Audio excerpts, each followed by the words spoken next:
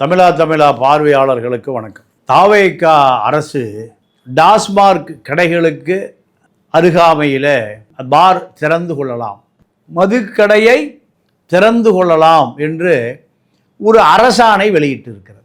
மதுவை ஒழிப்பதற்காக உருவாக்கப்பட்ட அரசு மதுவை ஒழித்து விடுவார்கள் என்று எதிர்பார்க்கப்பட்ட அரசு இன்னொரு திராவிட இயக்கமாக அது மாறிவிட்டது. இன்னொரு அதிமுக திமுகவை போல அது மாறி தன்னுடைய கட்சி நிர்வாகிகள் 5500 பேரை சாராய வியாபாரிகளாக மாற்றி இருக்கிறது. இதுதான் தாவேகாவுடைய பெரும் வளர்ச்சி. இந்த 5500 பேர் 5500 டாஸ்மார்க் கடைகளுக்கு அருகில் மதுக்கடைகளை நீங்கள் திறந்து வைத்து கொள்ளலாம்.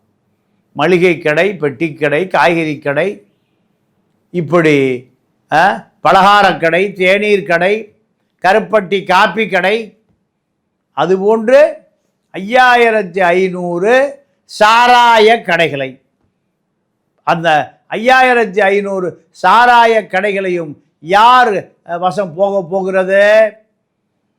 தாவேகாவினர் வசம் போகிறது. சாராயத்தை ஒழிக்கக்கூடிய எந்த முயற்சியும் இல்லை. சாராய கடை விரிவுபடுத்தப்படுகிறது. திமுக ஆட்சி, அதிமுக ஆட்சியை தாண்டி சாராய கடை விரிவுபடுத்தப்படுகிறது. 5500 சாராய வியாபாரிகள், குடும்ப தொழில். இனிமே அதுதான். இவர்கள் இப்போ திமுக 5500 பேர் மதுக்கடை உரிமையாளர்கள் இருக்கிறார்கள். அதிமுக திமுக இரண்டிலையும் 11000 சாராய கடை குடும்பங்கள் இருக்கு. கட்சியினுடைய தூண்கள், கட்சிக்காக செலவு செய்யக்கூடியவர்கள். இவர்களை நம்பித்தான் திமுகவும் இருக்கு, அதிமுகவும் இருக்கு. இவர்களை நம்பித்தான் 50 சாராய ஆலைகள் இருக்கு.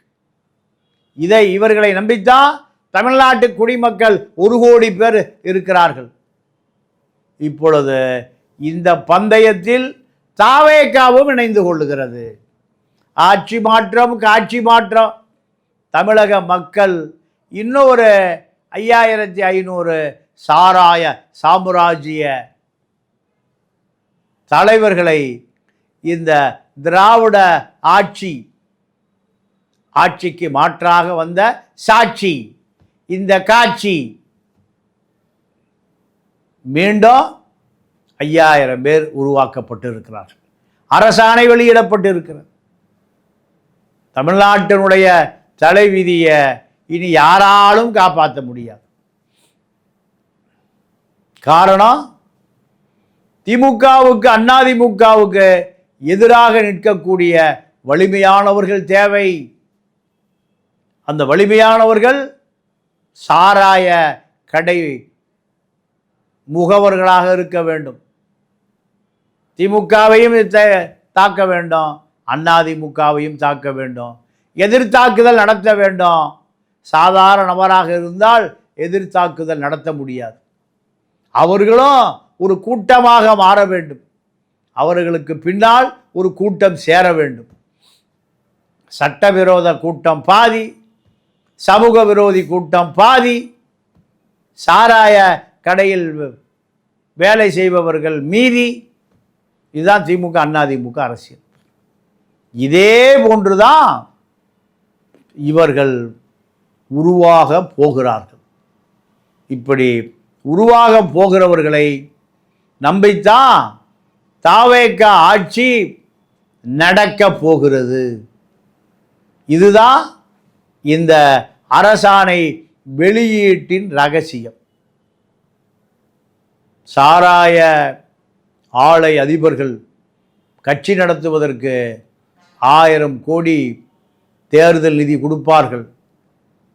அவர்கள் கொடுக்கிற 1000 கோடி மது ஆலை அதிபர்களுடைய பணம்தான் திராவிட இயக்கத்தை அரசியலை முடிவு செய்கிறது. அதே போன்றுதான் இந்த முடிவு தான் தமிழ்நாட்டில் இனி மது கடை 1 கோடி குடிமகன்கள் 1.5 கோடி குடிமகனாக மாற்றப்படுவார்கள்.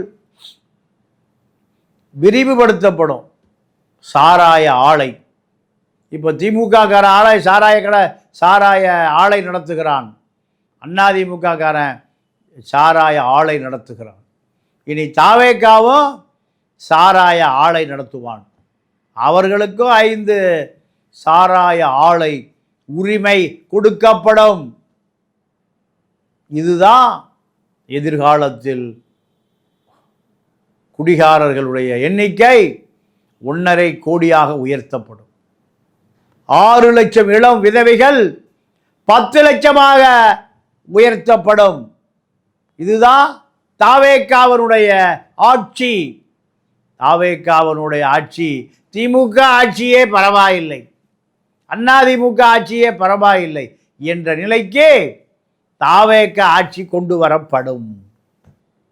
இதை திமுகவும் ரசிக்கும், அதிமுகவும் ரசிக்கும். எதிர்காலத்தில் இந்த தாவேக்கா திமுகவோடு கூட்டணி வைத்துக் கொள்ளும், அதிமுகவை எதிர்க்கும். இல்லை என்றால் அதிமுகவோடு கூட்டணி வைத்துக்கொண்டு திமுகவை எதிர்க்கும். இதுதான் எதிர்கால அரசியல். இந்த எதிர்கால அரசியல் புதிதாக காங்கிரஸை போல, கம்யூனிஸ்டுகளைப் போல, சிறுத்தைகளைப் போல, சிங்கத்தைப் போல, புலியைப் போல எதிர்காலத்தில் இவர்களும் உருவாவார்கள். இப்படியான அரசியல் இனிமேல் தலை தூக்கப் போகிறது. அடுத்து விசிகாவினுடைய உளுந்தூர்பேட்டை தமிழ் தேசிய மாநாடு. அந்த மாநாட்டில் சமஸ்கிருத மந்திரங்கள், ஆன்மீக அனுஷ்டான அத்தனை மந்திரங்களும் ஒலிக்க, வேத விற்பனர்கள் வேதம் மோத, அத்தனை சமஸ்கிருத சடங்குகளும் நடந்து முடிய, தலித்து மக்கள் கூடக்கூடிய, சனாதனம் எப்படி தலித்துக்களை ஓட ஓட விரட்டியதோ, குடிசைகள் கொளுத்தப்பட்டதோ, மேல் சாதி மக்களுக்காகவே உருவாக்கப்பட்டதுதான் சனாதனம். பார்ப்பன பனியா, சாஸ்திரி சர்மா, ஐயங்கார் குடும்பம், இவைகளெல்லாம் ஓதுகிற மந்திரத்தை இந்த விசிகாவினுடைய மாநாட்டில் பார்ப்பன அடியாள் ரவிக்குமார் இந்த மந்திரத்தை ஓது வேத விற்பனர்களை வைத்து கால் கோல் நட்டிருக்கிறார், பந்தக்கால் நட்டிருக்கிறார். இதையெல்லாம் பார்க்கிற பொழுது ஒருவேளை இந்த விசிகாவும் சனாதன பெரு நெருப்பில் அகப்பட்டு கொண்டதோ என்று எண்ண வேண்டி இருக்கிறது. பாண்டிச்சேரி ரகசியமே இன்னும் முடியாத நிலையில் இப்பொழுது அறிவாலய ரகசியம், அமித்ஷா ரகசியம் வரை வெளிநாட்டிலே பதுக்கப்பட்டு இப்பொழுது அது இங்கு பிதுக்கப்படுகிறது. இந்த சனாதனத்தை இவர்கள் ஆதரிப்பதற்கு காரணம், நாங்கள் சனாதனத்துக்கு எதிரானவர்கள் அல்ல, நாங்கள் சனாதனத்தை ஆதரிக்கக்கூடியவர்கள்தான். ஆதலால் எங்களை சீண்டி விடாதீர்கள். பாம்பு தீண்டினால் உயிர் போய்விடும். அது ஆர்எஸ்எஸ் பாம்பு, பாஜக பாம்பு விசிகாவை தீண்ட ஆரம்பித்து விட்டதோ என்ற சந்தேகம் வருகிறது.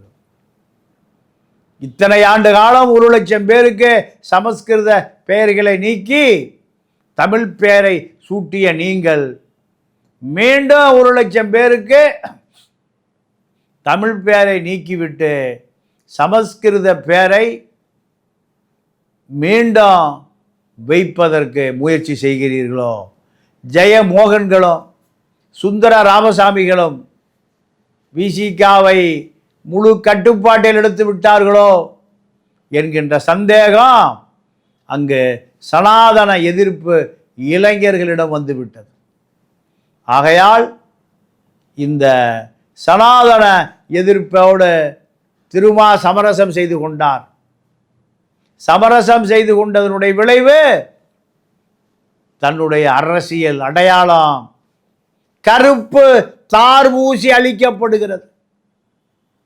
ரவிக்குமார் ஒரு சனாதனவாதி, ஆனால் சனாதன எதிர்ப்பாளர் என்று தலித் அரசியலுக்குள் ஒளிந்திருக்கக்கூடிய ஒரு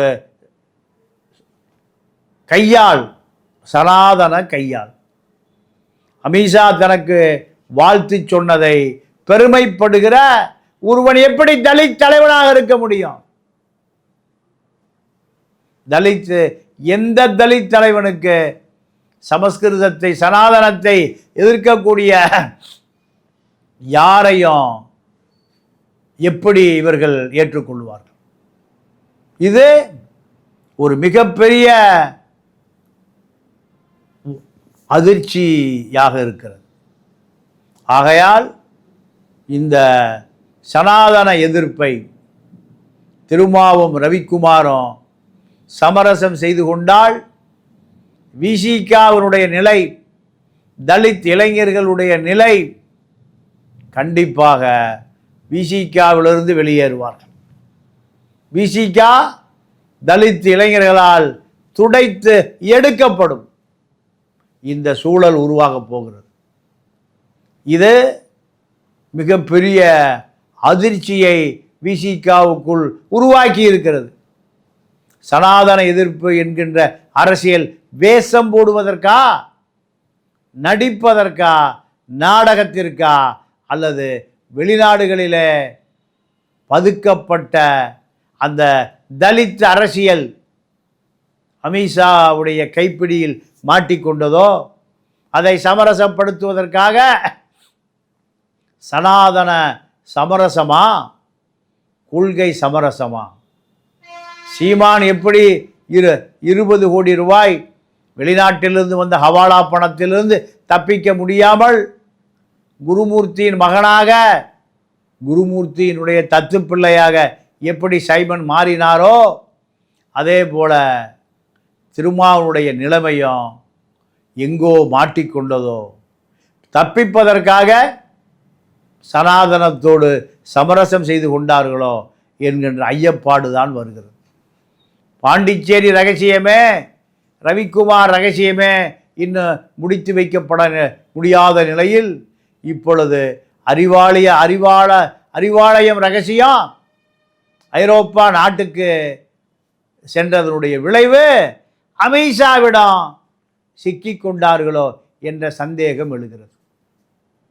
இந்த சந்தேகம் எப்படி இந்த சீமானை முடித்து வைத்ததோ அதே போன்று விசிகாவையும் முடித்து வைத்ததா என்கின்ற இந்த ஐயப்பாடு வந்துவிட்டது. இந்த ஐயப்பாடு தேர்தலுக்கு முன்பு ஆரம்பித்த ஐயப்பாடு. திமுக ஸ்டாலினை சந்திக்கிற பொழுதெல்லாம் திருமா முகம் விளறி வருகிறார் என்று அறிவாலய வாசிகள் சாட்சிகளாக இருக்கிறார்.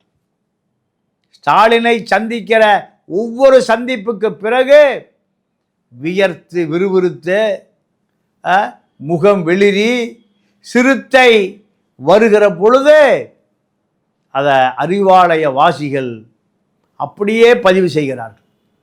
அறிவாலயத்தில் கூடியிருக்கிற பல 100 பேர் அதை அப்படியே பதிவு செய்கிறார்கள். சிறுத்தை வெளிரி விட்டது, சிறுத்தை பயந்து விட்டது, சிறுத்தை சர்வமும் ஒடுங்கி விட்டது. நாங்கள் நேராக பார்க்கிறோம். போகிற பொழுது இருக்கிற அந்த முகம் வெளியே வருகிறது, வெளிரி போய் வருகிறது. இதெல்லாம் இந்த தலித் மக்களுடைய அரசியல் வெளிரி போய்விட்டது என்பதைத்தான் எடுத்து காட்டுகிறது. 234 தொகுதிகளிலும் அரசியல் கள நிலவரத்தை தட்டி கேட்க 234 நிருபர்கள் தேவை. சமரசமில்லாத நிருபர்கள். தமிழ் தேசிய அரசியலை கற்றுக்கொள்ள விரும்புகிற நிருபர்கள் உடனடியாக தொடர்பு கொள்ளுங்கள். நன்றி, வணக்கம்.